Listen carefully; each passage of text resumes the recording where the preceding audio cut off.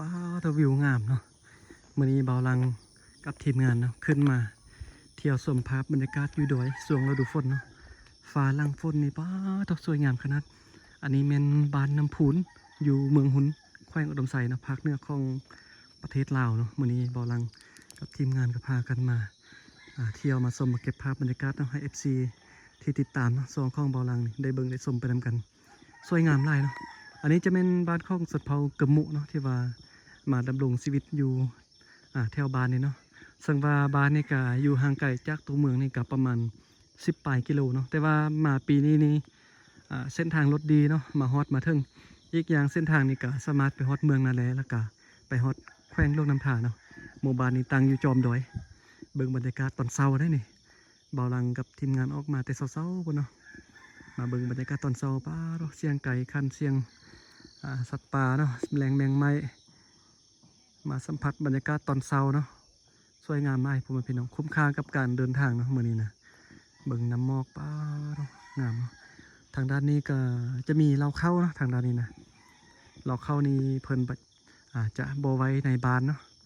ส่วนใหญ่ขึ้นดอยแต่ละเทื่อนี่เราเข้าแบบนี้ชาวบ้านจะพากันเอามาไว้อยู่นอกบ้านเนาะจะบ่ไว้อยู่ในบ้านเบาลังก็ บ่เข้าใจคือกันว่าเป็นยังเนาะจึงแต่งเราเข้าไว้นอกบ้านไกลแบบนี้เบาลังคิดว่า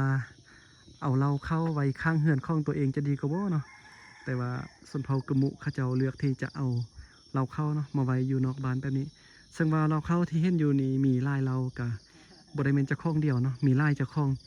มาสร้างไว้อยู่นี่รวมตัวกันไว้อยู่นี่เนาะลายเจ้าของเนาะเป็นเครื่องปลูกส่วนใหญ่จะมีเข้าเป็นสลีนะต้นกับเป็นอันดับต้นกับเป็นส่วนใหญ่กับเป็นเข้าเนาะที่มาไว้อยู่นี่อยู่ดอยนี่จะบ่เป็นเข้าหน้าเนาะจะเป็นเข้าไฮเพราะว่าอยู่จอมดอยบ่เป็นทุ่งเพียงเฮ็ดนาบ่ได้เนาะเพิ่นก็เลยว่าเฮ็ดไฮเข้าอาชีพหลักของชาวดอยก็คือเฮ็ดไฮเข้าเนาะปลูกข้าวปลูกสลีปลูกพืชเลี้ยงสัตว์เนาะเป็นอาชีพหลักเบิ่งป้าบรรยากาศดีขนาดเนาะ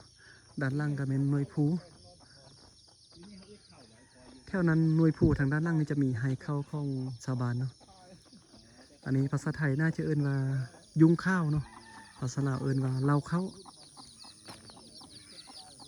บางเรากะมุงด้วยหญ้าคาบางเรากะมุงด้วยสังกะสีเนาะ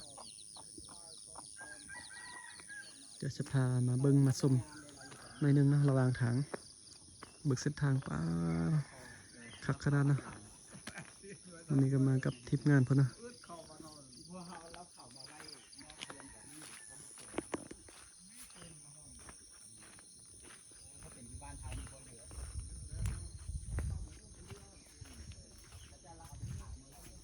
สุดยอดเลยเนาะงามลายเนาะไผมักเบิงธรรมชาติมักเบิงวิถีชีวิตนี่ชีวิตเรียบง่ายหาอยู่หากินตามธรรมชาติแบบนี้ก็ติดตามซองชีวิตแบบเราดังเดิมเลยเนาะจะบ่พลาดคลิปใหม่ๆแบบนี้คลิปงามๆแบบนี้เนาะวิถีชีวิตชาวบ้านชาวดอย